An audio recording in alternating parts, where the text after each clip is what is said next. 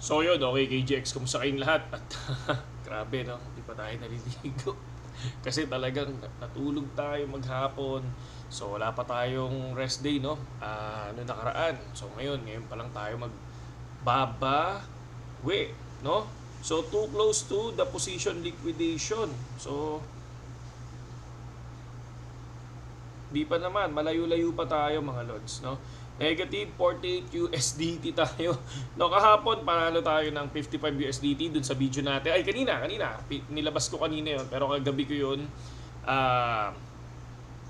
binidyohan mga idol, no? So, makikita nyo doon, panalo tayo ng 55 USDT. So, ngayon, kaya lang, negative 48, no? So, mamaya natin tingnan yan, no?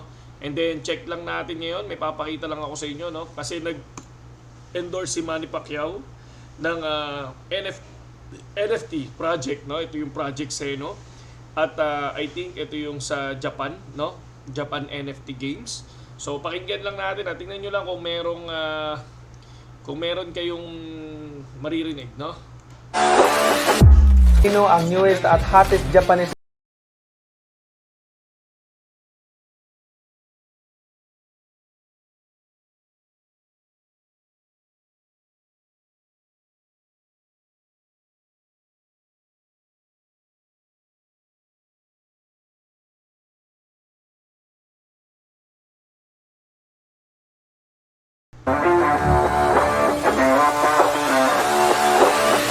Okay.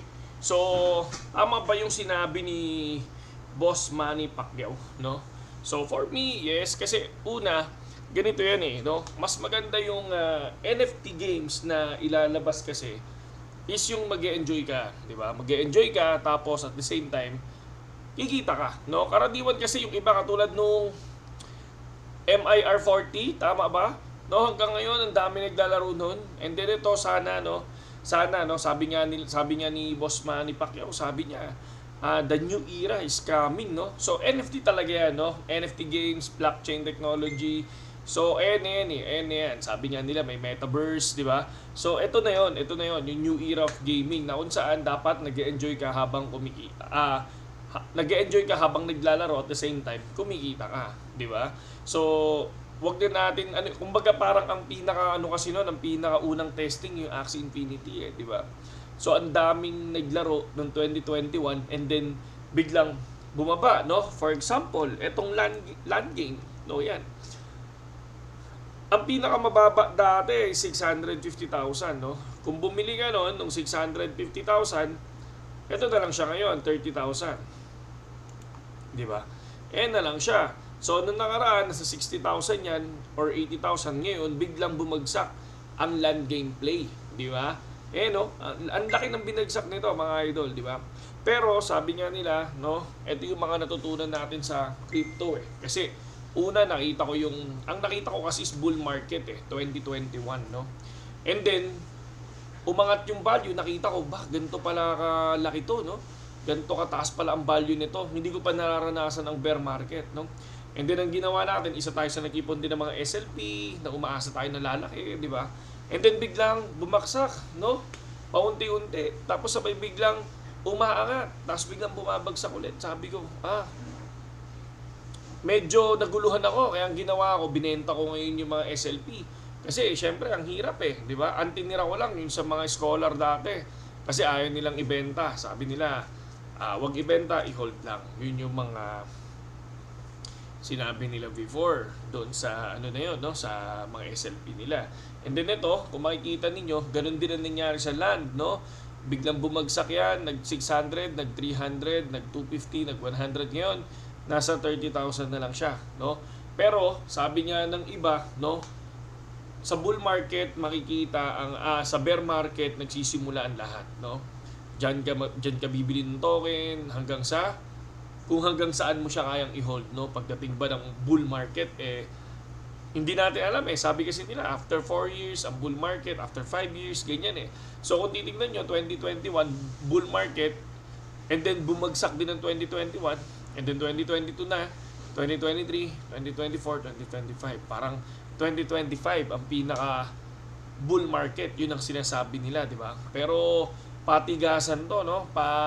Kumbaga pa-holdan ng matagal. 'Di ba? Kung titingnan natin, saan pa lang ngayon, 2023 pa lang, August, and then papunta na tayo sa 2024, mga idol, no? So mag-iipon ba kayo ng token? 'Di ba? So syempre ito, Axie Infinity, nakita naman natin ang taas noon. Tas ngayon biglang baba. Pero may group chat ang Axie Infinity, mga player tsaka sa marketplace, ang dami pa ding naglalaro na Pilipino. Makikita nyo yan, subukan nyo punta na Axie Infinity, tapos makikita nyo yung group chat. Ang dami, mga Pilipino naglalaro pa rin. And then ngayon, ayan na yung presyo niyan. So, bibili pa ba kayo ng land or hindi na? Ako biglang dalawang isip kasi basta ang developer is active, di ba? Kung active, sobrang active pa rin ang developer. At ngayon, kahit bear market is puspusan sila. Sabi kasi nila, di ba, build eh. Kumbaga kahit naman si CZ Binance, hindi na sinasabi. Diyan nagsisimula lahat ang bear market, di ba? So, pero ang bilis lang ng bull market, di ba? So, paglipad niyan, biglang babagsak na rin kaagad. Ganun kasimple lang. Pero para sa akin, the best, bumili ng bear market talaga, no? So, kesa naman bull, di ba, bibili ka high, tapos sabay biglang pababa na pala yan. Para sa akin, bear market talaga.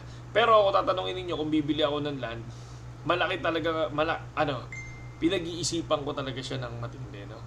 Pinag-iisipan ko siya ng matindi. Pero sa ngayon, hindi pa, no? Parang, I think may ibababa pa tong land na to, no? And then dun sa Axie Infinity marketplace, dun sa mga chat group, may nakikita ko worth 500 pesos na lang. Pero good team na yung mga makukuha, di ba? And then nagbabalikan na ang mga natin, no? Ang mga streamer ng Axie Infinity. Nakita niyo naman, no? Sobrang na nila. Pero ang pinopromote nila, yung isa, basta may makikita kayo sa link nila, meron silang ibang pinopromote, which is hindi natin pwedeng banggitin kasi mainit tayo sa mga ganung game. No, mainit tayo sa mga ganung game, mga idol, no? So, then check natin ito, syempre, no? Kitang-kita naman ito yung maganda kasi, may mga bago kasing pumapasok ngayon, no? Sa Ronin Network, na kung saan dumadami yung games nila. At sinabi na rin natin to dati dun sa unang channel natin na ito yung balak talaga ng Ronin Network is paramihin talaga yung mga games doon sa loob ng Ronin Wallet, ng Ronin Network, di ba? Na kung saan magkakaroon ng use ang RON natin. Pero kung titingnan natin ang presyo ng RON, habang dumadami yung game sa Ronin Network, bumababa ang price ng RON.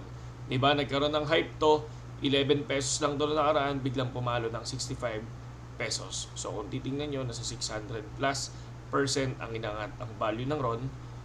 Yan. Pero ngayon, halos kalahati na. Kalahati na pala yung binaba ng RON, mga lodi. So yun ang ating mga news ngayon. At dito naman, kung titingnan natin, 45 na. 45. So, sana wag tayong ma-liquidate, mga idol. And then sa copy trading naman ng BingX, mga lodi, no? So, nung nagsisimula ako dito, syempre, nagtitingin ako ng trader, negative 12 USDT tayo. Pero ngayon, ito yung mga trader natin ngayon. So, ayan, yan sila. Okay na trader para sa akin itong dalawang to. Pero hindi pa kasi ito nagtitrade eh. So, yung isa, nung nag-negative 12 tayo, yun yung inalis ko. Pero ito, good sa akin to, no? Good sa akin itong dalawang to. Kaya kung titingnan nyo sila, ito, katulad nito, no? Yung mismong current position niya, wala kasi kakatapos niya lang mag-trade. Pero yan, yung trade niya. So, may talo, may panalo, may talo, may panalo. Ang maganda lang dito, ang baba nung talo dito kasi naka times 10 lang siya. And then, ang tinitingnan dito, hindi yung daily, yung monthly na income mo sa kanya. Hindi yung talo ko ngayong araw na to, hindi. Ang titingnan mo yung monthly mo sa kanya, kung ilan ba yung kinikita ng mga nagtitrade sa kanya, no, pag monthly. So napansin naman natin doon, halos nasa siya. Check natin. Ito si Win ay nasa 102%, no? 102% siya. Yung isang pinili ko, 228. Hindi pa kasi siya nagtitrade eh. Eh no, ito yung current position niya, hindi pa siya nagko-close mga idol. No, hindi pa siya nagko-close. So 27 yung huling trade niya kahapon, pero nag-close ako kahapon kasi yung isang trader natin. Paunahan lang sila dun sa ating assets. No, assets ko 50 USDT. Makikita naman ninyo. My assets is dito sa future 91, ito 52 sa copy trading. Pero sa fund ko ay 628 USDT, pero XRP yan kasi nakita naman natin bumaba ang value ng XRP. Kaya ang ginagawa natin ngayon is buy and sell. Ayan. 29, so malay natin, di ba? Biglang mag 32 yan, no? Eh di sell naman ulit tayo, di ba? Buy lang tapos sell. So ganoon lang ginagawa ko ngayon mga idol, no? So gusto ko to, mas gusto ko yung BingX kaysa sa BitGet, dahil sa BitGet kailangan mo talagang bantayan yung mismong trade mo. Kailangan ikaw mismo mag-close din minsan dahil masyadong aggressive ang mga copy trader sa BitGet, and then ang high leverage sila, no? Hindi katulad dito low leverage yung mga trader natin, no? Yun lang sa ngayon, at magandang gabi sa inyong lahat. Ayun, kita-kits tayo sa mga gustong sa mga gustong pumasok sa BingX at subukan yung platform, lalo na yung copy trading. High recommended ko BingX, no? Yun lang, nasa link yung description natin, yung nasa link yung nasa description yung link natin mga lodi.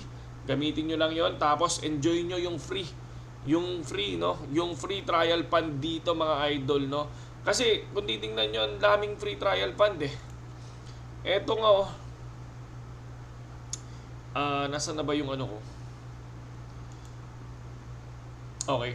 So mas kabisado ko kasi yung mismong natin, yung mismong cellphone paggamit. Ito. Dami nito mga idol, ito. So ito nga yung free trial fund ko, 107 USDT mga lodi pag pumasok ka dito. So trial fund, hindi nyo to na-withdraw pero pwede nyo gamitin sa trade. Yung magiging profit niyan, yun yung pwede mong ma-withdraw. Yun yung ibig sabihin nun. Saludo sa lahat at magandang gabi sa inyo lahat.